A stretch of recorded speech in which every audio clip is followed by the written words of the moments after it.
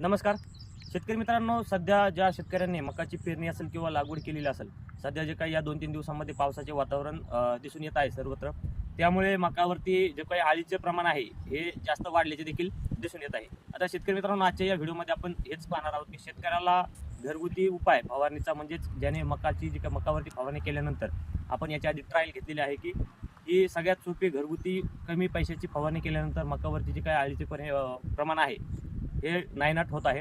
तर ही कोणती फवारणी आहे याची माहिती या व्हिडिओमध्ये आपण पाहणार आहोत. तर शेतकरी मित्रांनो, आपण जी काही मकावरती सध्या स्क्रीनवरती खाली पाहू शकता, अशा प्रमाणामध्ये सुरुवातीला जे काही आम्ही मका पेरणी केलेली होती या मकावरती अशा प्रमाणात अळीचा प्रादुर्भाव दिसून येत होता.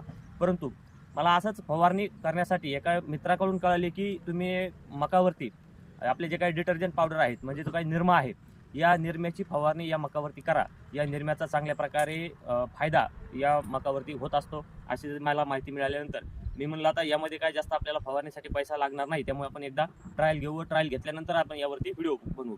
तर शेतकरी मित्रांनो, आपण स्क्रीनवरती पाहू शकता अशा प्रमाणामध्ये एका ड्रमसाठी एक चिमूटभर म्हणा, एक मूठभर जो काही डिटर्जंट पावडर आहे, म्हणजेच आपला निरमा आहे, याचा वापर मी केला होता. 2 दिवसापूर्वी याची फवारणी आपल्या मकावरती केलेली होती. आपण सुरुवातीचा व्हिडिओ पाहिला असेल की मकावरती कशा प्रकारे अळीचा प्रादुर्भाव होता. तर 2 दिवसानंतर आज जी काही परिस्थिती आहे, आपण फवारणी केल्याच्या नंतर ती परिस्थिती मी तुम्हाला आज खाली स्क्रीनवरती तुम्ही पाहू शकता.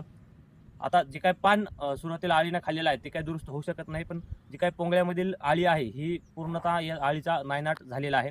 त्यामुळे शेतकऱ्याला आता आपण इतर जे काही औषध वापरता, इमामेक्टिन असेल किंवा इतर कोणतेही जे काही केमिकल युक्त औषध असेल, यासाठी शेतकऱ्याला जास्त पैसा मोजावा लागतो. जी काही फवारणी आपण डिटर्जंट पावडरची घेतलेली आहे, याचा जो काही परिणाम आहे हा चांगल्या प्रकारे मकावरती दिसून आलेला आहे. त्यामुळे शेतकरी मित्रांनो, तुम्ही जर मकाची पेरणी केलेली असेल व मका सध्या गुडघ्याच्या खाली असेल व मकावरती तुम्हाला आळ्याचा प्रादुर्भाव जास्त प्रमाणामध्ये दिसून येत असेल, तर एकदा तुम्ही ही फवारणी नक्की ट्राय करा. यामुळे काही पिकावरती कोणते साईड इफेक्ट देखील होत नाही व स्वस्तात मस्त अशी ही फवारणी आपल्या मकावरती होऊन जाते. शेतकरी मित्रांनो, व्हिडिओ आवडला असल्यास व्हिडिओला लाईक करा व अशाच नवनवीन शेतीविषयक माहितीसाठी आमच्या कृषी संपदा या चॅनलला सबस्क्राईब व फॉलो करायला विसरू नका.